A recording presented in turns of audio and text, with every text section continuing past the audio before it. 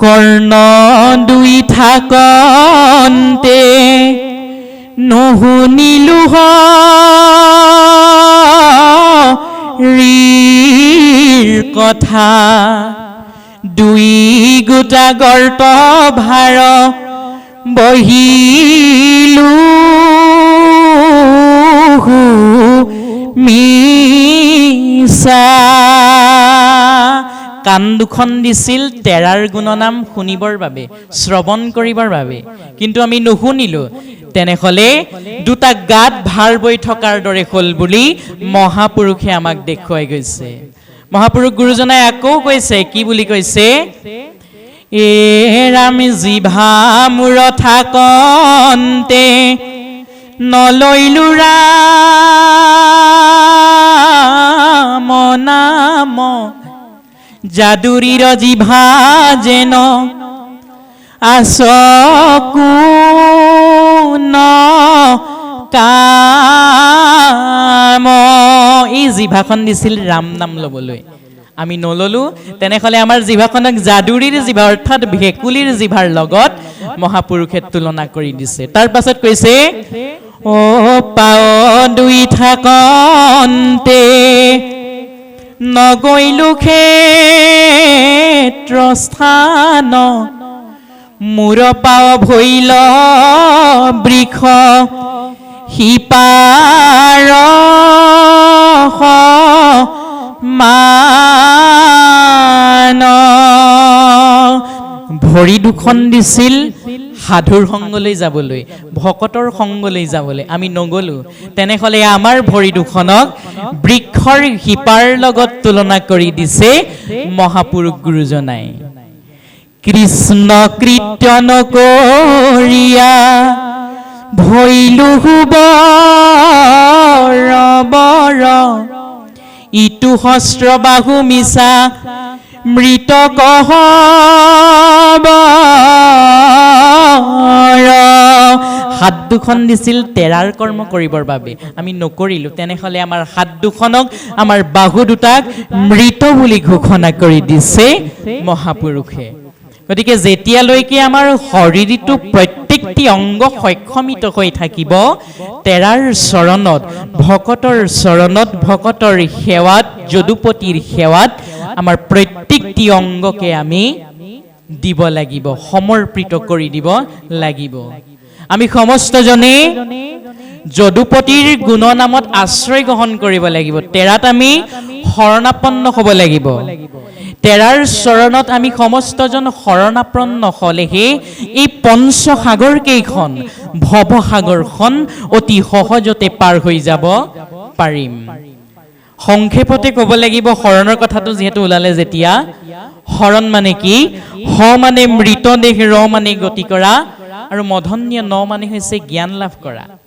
এই শৰণৰ দিশ হ'ল চাৰিটা: গুৰুত শৰণ, দেৱত শৰণ, নামত শৰণ আৰু ভকতত শৰণ। গুৰুত শৰণ ললে উপদেশ লাভ হয়, দেৱত শৰণ ললে জীৱৰ মুক্তি লাভ হয়, নামত শৰণ ললে জীৱৰ আনন্দ লাভ হয়, আৰু ভকতত শৰণ ললে প্ৰেম ভক্তি আৰু জ্ঞান লাভ হয়। গতিকে আমি সমস্তজনে যদুপতিৰ চৰণত শৰণাপন্ন হ'বই লাগিব। শৰণবিহীন এই মনুষ্য দেহটোক কেঁচা মাটিৰ কলহৰ লগত তুলনা কৰিছে। কেতিয়া ভাগিব তাৰ কোনো হিচাপ নাই, আমি ধৰিবকেই নোৱাৰিম। গতিকে আমি সমস্তজনে তেৰাৰ চৰণত শৰণাপন্ন হ'বই লাগিব। আমি সমস্তজনে পুৱা গধূলি গাওঁ, কি বুলি গাওঁ? যাদৱ যদু নন্দন, মাধৱ মধুসূধন, তুমি নিত্য নিৰঞ্জন নাৰায়ণ, তোমাত লৈলো শৰণ। আমি শৰণ লৈছো বুলি কৈছো, কিন্তু প্ৰকৃত অৰ্থত আমি জানো আজিৰ যুগত শৰণ ল'ব পাৰিছো যদুপতিৰ ওচৰত? আমি শৰণ আজিৰ যুগত কিয় লৈছো?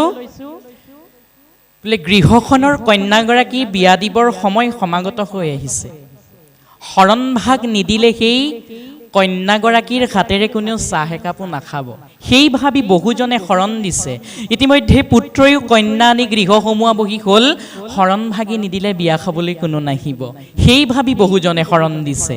তাক কোৱা হৈছে চাহ খোৱা শৰণ আৰু ভাত খোৱা শৰণ। কিন্তু প্ৰকৃত অৰ্থত আমি জানো আমাৰ এই কাই মন বাইক চিত একো চিত্তেৰে সমৰ্পিত কৰি যদুপতি ঈশ্বৰ কৃষ্ণৰ চৰণত শৰণাপন্ন হ'ব পাৰিছো নে নাই, সেই প্ৰশ্নটো আপোনাক সমস্তই নিজকে সুধি চাব, তেতিয়া নিজেই উত্তৰটো পাব। যদুপতি ঈশ্বৰ কৃষ্ণই অৰ্জুনৰ আগত কৈছিল, কি বুলি কৈছিল? অ সৰ্বধৰ্ম এৰি এক শৰণ সাক্ষাৎ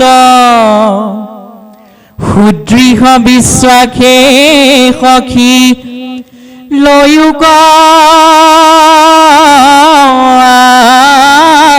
মাত ও নকৰিবা ভয় সখী কৰোঁ অঙ্গীকাৰ সমস্ত পাপত মই কৰিব উদ্ধাৰ। সৰ্বধৰ্ম এৰি এক শৰণ সাক্ষাৎ। যদুপতি ঈশ্বৰ কৃষ্ণই অৰ্জুনক কৈছে যে হে অৰ্জুন, তুমি একত শৰণ লোৱা, তুমি মোৰ ওচৰত শৰণাপন্ন হোৱা অৰ্জুন। আৰু হে সখী অৰ্জুন, তুমি মোৰ ওচৰত শৰণাপন্ন হৈ মোৰ চৰণত সমৰ্পিত কৰি যি কৰ্মই নকৰা, সেই কৰ্মত হোৱা মহাপাপৰ পৰা মই তোমাক মুক্তি প্ৰদান কৰিম অৰ্জুন। সেয়েহে বাপাই সমস্ত আমি সমস্তজনেও যি কৰ্মই নকৰোঁ সদায় যদুপতি ঈশ্বৰ কৃষ্ণৰ চৰণত সমৰ্পিত কৰিব লাগিব। সেইজনা ঈশ্বৰ কৃষ্ণক পাবৰ বাবে ভকত আৰু ভকতিহে একমাত্ৰ পন্থ।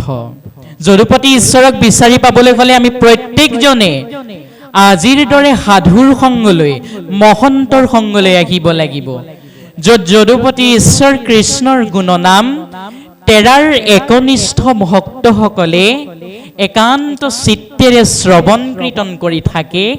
সেই স্থানতহে যদুপতি ঈশ্বৰ কৃষ্ণ থাকে। আৰু তেৰাক পাবলৈ হ'লে আমি সমস্তজন আজিৰ দৰে ভকতৰ সংগলৈ, সাধুৰ সংগলৈ আহিবই লাগিব। যদুপতি ঈশ্বৰ কৃষ্ণই নাৰদক কৈছিল, কি বুলি কৈছিল?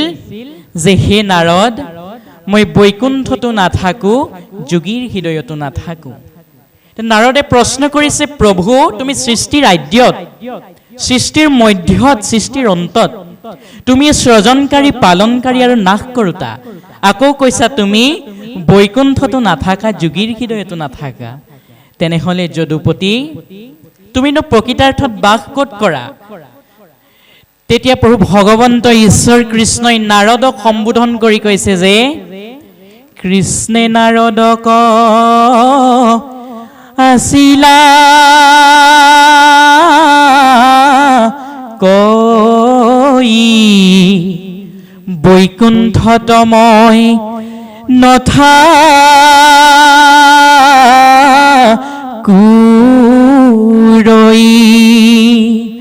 অ যোগী ৰুহিয়া এৰি মুদাই ভকতত থাকো মই কীৰ্তন চাই। হে নাৰদ, মই বৈকুণ্ঠতো নাথাকো, যোগীৰ হৃদয়তো নাথাকো।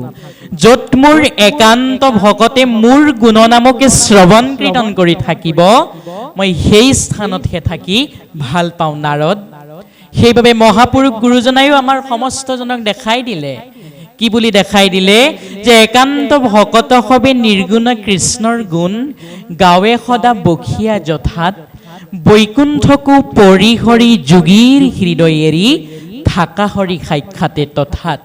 ভকত বৈষ্ণৱৰ মিলন ভূমি যিহেতু বৈকুণ্ঠ ভূমিত পৰিণত হয়, আজি এয়া হৈছে দ্বিতীয় বৈকুণ্ঠ, য'ত নেকি যদুপতি ঈশ্বৰ কৃষ্ণ থাকি ভাল পায়, য'ত তেৰাৰ একান্ত ভকতে তেৰাৰেই গুণনাম অহৰ্নিশে শ্ৰৱণ কীৰ্তন কৰিব, প্ৰভু ভগৱন্ত ঈশ্বৰ কৃষ্ণও তাতে বিৰাজমান হৈ থাকিব বুলি মহাপুৰুষ গুৰুজনায়ো আমাৰ সমস্ত জনকে দেখুৱাই দিছে।